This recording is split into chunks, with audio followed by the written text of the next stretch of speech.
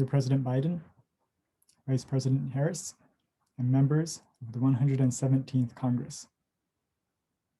On Inauguration Day, President Biden recognized our current historical moment as one of crisis and challenge, calling upon the nation to see that unity is the path forward.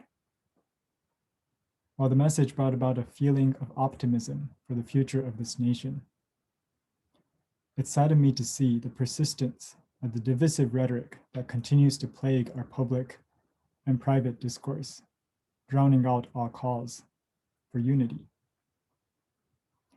As a multiracial Asian American, the physical violence, the vile words directed at our fellow citizens to go back to your country reverberate within me, conjuring up the moments in my own life that challenged my understanding of what it means to be an American.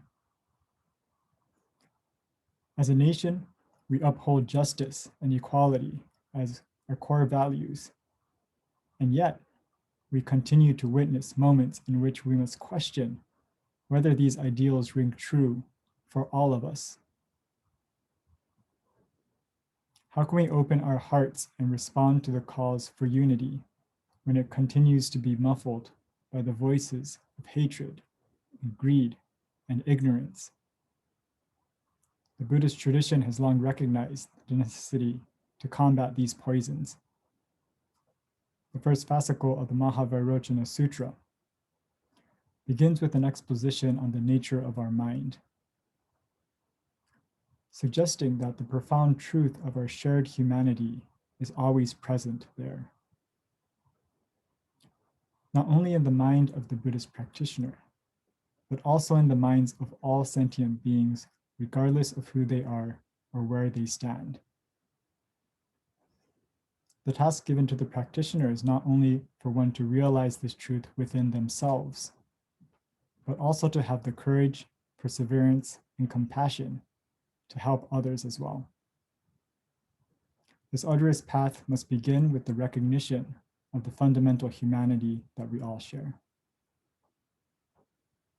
As we all work to heal our nation, I humbly ask that we carefully examine our own actions and words as we help one another recognize our interdependent and shared humanity, not only as a goal to achieve in the future, but also as the foundation on which we stand as we move forward. Sincerely, Eric Haruki Swanson, Assistant Professor of Theological Studies, Loyola Marymount University.